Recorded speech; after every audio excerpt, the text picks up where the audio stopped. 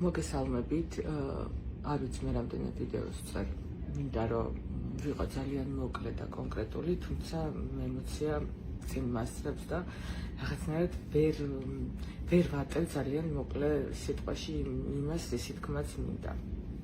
ჩემო ძვირფასებო, საერთოდ არ ვაპირებდი ამ ყველაფრის საჯაროდ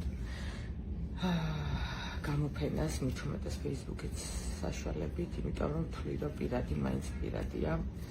სამწუხაროდ არც პირველი ვარ და არც უკანასკნელი, ვისაც მსგავსი პრობლემა შეეხო, თუმცა თუ ადამიანები იმაზე მდებთ ბრალს, რომ მე ძალიან ემოციური ვარ და ემოციურად გამოვხატე და ვინერვიულია იმაზე, რომ 15 წლის თანაცხოვრება ჩემმა ძალიან კარგმა მეგობარმა ოსტოში შეეცადა, რომ დაენგრია, მაშინ ამისთვის მე ბოდიშკი ხდით, თუმცა ესეც ხომ პირადია და რომ არა ის, მე ამის ასე გამოფენას არ ვაპირებდი. თუმცა რახან ესეთი ბრალდებები ისმის ჩემ წინააღმდეგ და აქ უკვე სისხლის სამართალი ერთვება და ის ბრალს მდებს, რომ მე ცივი იარაღით ვითომ და აუვარდი, მიუვარდი და განზრახ ვაპირებდი მის არა მარტო სხეულის დაზიანებას, შეიძლება სიცოცხლის მოსპობითაც ვემუქრებოდი, არ ვიცი ის მისი ფანტაზია სადამდე წაგვიყვანს.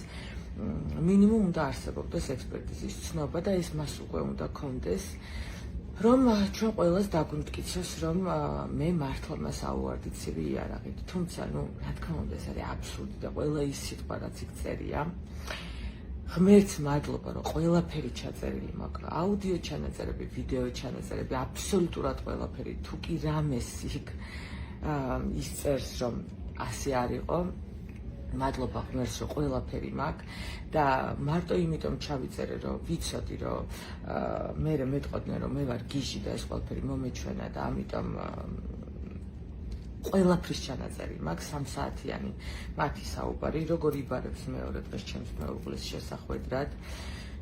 მე უკვე ვიდეო მასალა როგორ უზის მანქანაში ესაუბრება, მე მოკლედ ყველაფერი ხარ დავწრულმანდები, აბსოლუტურად ყველა სიტყვა რაც იქ ნახსენები აქვს ჩემ წინააღმდეგ, მე მაქვს არგუმენტირებულად შემიძლია გითხრათ, რომ ყველა სიტყვაზე მაქვს ვიდეო და აუდიო ჩანაწერი, ამიტომ მას შეუძლია მოგატყუოთ თქვენ, მაგრამ სასამართლოს და ექსპერტიზას ვერ მოატყუებს.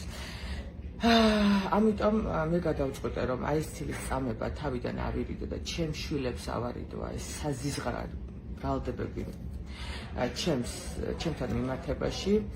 გადავწყვიტე, რომ მივმართო სასამართლოს. შესაბამისად ძალიან მალე ჩაინიშნება სასამართლო პროცესი, სადაც თქვენ შეძლებთ რომ მოხვიდეთ, იმიტომ რომ სასამართლო ღიაა ყველასთვის. მოხვიდეთ და ნახოთ ყველა ის კადრი, რაც გადაღებული მაქვს, მოისმინოთ ყველა ის აუდიო ჩანაწერი, რაც ჩაწერილია და დამიჯერეთ. ერთადერთი რატომაც არ ვასაჯაროვებ ახლა მე ამ ყველაფერს არის ჩემი შვილების ინტერესი. გამორიცხულია, რომ მე მათ კიდევ ერთხელ ეს ჯოჯოხეთი გავატარებინო და მოვასმენინო თუ რეებს ლაპარაკობს ვითომ ჩემი მეგობარი ქალბატონი, რომელიც ძალიან მე მეგობრებოდა, ჩემს ზურგს უკან და როგორ აგეგმინებს ჩემს მეუღლეს იმას, რომ ოღონდ თვითონ არ გამოჩნდეს, რომ შუმათ უნდა მოგვარდეს ეს ყველაფერი და რომ მე ოფიციალური სახე მიეცეს ამ ყველაფერს და რომ მე ღირსი არ ვარ ესეთი კაცის გვერდით და მოკლედ არ ვიცი, აღარ მახსოვს, მარაზმია, მართლა გული მერევა ხახნა ამ ყველაფრის.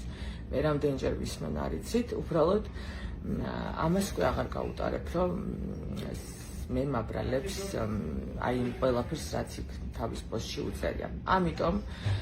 ამიტომ ჟურნალისტებს ვთხოვ, არ გააზიაროთ ცრუ ინფორმაცია, რასაც ეს ქალბატონი წერს, მარტო ფოტოა საკმარისი, თავზე რო აქვს რაღაც დასხმული უბედურება. თუ მოგინდებათ, რომ გადაამოწმოთ და მოისმინოთ ის მასალა და ნახოთ ის მასალა, რაც რეალურად გადაღებული მაქვს, მე დაგაკავშირებთ ჩემს ადვოკატს, რომელსაც აქვს საქმე, რომელსაც გადაგზავნილი აქვს ყველაფერი, აუდიო მასალას და ვიდეო მასალას და ის გაგაცნობთ დეტალებს.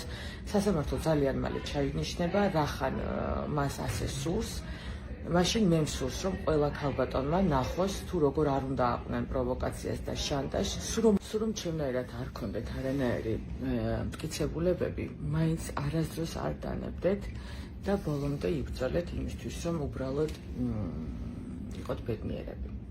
ერთადერთ ვიდეოს დავდებ, სადაც გაჩვენებთ თუ რა გვიქნა ამ ქალბატონმა იმის შემდეგ, რაც მე შეუსწარი მათ. მას შემდეგ დაიწყო ჩემი შანტაჟი, იმისაგრად რომ ბოდიში მოეხადა და საერთოდ გამქრალიყო ჩვენი ცხოვრებიდან. მას შემდეგ დაიწყო შანტაჟი, ყველგან მირეკავდა, დროს არ ქონდა მნიშვნელობა, დილის 5 საათი იყო თუ ღამის არ ვიცი მე 4 საათი, სულ მირეკავდა Facebook-ზე, Instagram-ში, WhatsApp, აი ყველგან. მე ავდექი და ყველგან დავბლოკე, იმიტომ რომ გაუსაძლისი იყო მისი შანტაჟი და მისი მუქარა და ერთ-ერთი აი ესეთი მისი გაფრენის დროს, როდესაც მან აი ეს უცბად გადაწყვიტა, რომ ღამის 5 საათზე კიდევ მე მას შანტაჟოს და დამიწეროს საზიზღრობები, ჩემს შულს როდესაც ჰქონდა ეს პანიკური ატაკები დაიწყო ბავშვი, იმიტომ რომ სამწუხაროდ და ჩემ სამწუხაროდ მან მოისმენა პირველი და მან შემატყობინა, რომ ვიღაც ქალს ელაპარაკებაო და ის ქალი ეუბნებაო, რომ სახლიდან წამოდიო და მამა მიგვატოვებსო და მას შემდეგ დაიწყო რაღაცნაირი პანიკური შეტევები აქვს, ბავშვი ეღვიძება ღამე და უაზრო ტირილი აქვს და აი ესეთი გაღვიძება რო ქონდა ერთ-ერთი ტელეფონი მივეცი ჩემი ხელში, რომ ვუთხარი, რომ გადმოწერე რაღაც თამაში თქო და ამასობაში ამ ქალბატონმა ეტყობა არ ეძინა და გადაწყვიტა, რომ ღამის 5 საათზე შეურაცხყოფელი და ესეთი ცოტა ინტრიგული SMS-ი მოეწერა ისევ ჩემთვის და რო ჩამიგდო ისევ ამან დაინახა ბავშვმა და დედა კიდე ის ქალი გწერს, ის ქალი უკვე ამ სახელს საერთოდ სახში აღარ ვახსენებ. და მადლობა ღმერთს, რომ გადავიღე, იმიტომ გადავიღე, რომ ჩემ მეუღლეს ჩაუგდე, რომ აი ნახე რა დაგმართა მეთქი.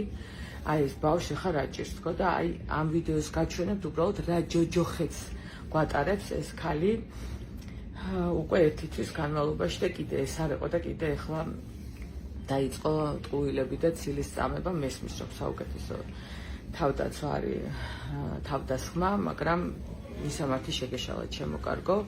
მე არ ვაპირებ პინგ-პონგის თამაშს Facebook-ზე, ჩვენ შევხვდებით სასამართლოში და ყველა სიტყვაზე მოგახდევინებ სახალხოდ ბოდიშს. იმისთვის რომ ცილს წამებ, იმისთვის რომ ჩემი შვილები მიიყვანე აი ამ მდგომარეობაში, იმისთვის რომ ჩემ მეგობრებს დაძდებ აეროპორტში ტელეფონით ხელში და მათ არასრულწლოვან შვილებს დებ Facebook გვერდზე, იმისთვის რომ შენი შვილი მირეკავს და მაყენებს შეურაცხყოფას და იმისთვის რომ ეს იყოს ბოლო და უკანასკნელი შენი მცდელობა, რომ ადამიანებს დაუნგრიო ოჯახი. რაც შეეხება ჩემ ურთიერთობას ჩემ ქმართან, მე ერთადერთი რაც შემიძლია ვთქვა, რომ არის მადლობა. მან შეძლო დაენახებინა ჩემთვის, ვინ არის ჩემი ჭეშმარიტი მეგობარი და ვინ არა. ზოგადად ვამბობ ახლა ამ სიტუაციაში, იმიტომ რომ ჩემთვის ახლა არის ყველაზე რთული პროცესი, იმიტომ რომ 15 წელი ვიცხოვრეთ მე და ჩემმა ქმარმა და ცუდის გარდა ძალიან ბევრი კარგიც იყო. მაპატიეთ, იმიტომ რომ ცოტა ნერვები აღარ მივარგა ის საწყაში ვარ. და მადლობა მას, იმიტომ რომ ეხლაც მიუხედავად იმისა, რომ ეხლა ამ მდგომარეობაში ვარ, მაინც გინდათ ჩათვალეთ, რომ სულელი ვარ, მაინც ყოველთვის მისი იმედი მაქვს. რაც არ უნდა იყოს, ხა ჩვენ ერთად ვიქნებით თუ არ ვიქნებით, სხვა საკითხია და არ ვაპირებ ამის Facebook-ში გასაჯაროვებას, მაგრამ მაინც ყველაფერთვის მას მადლობა.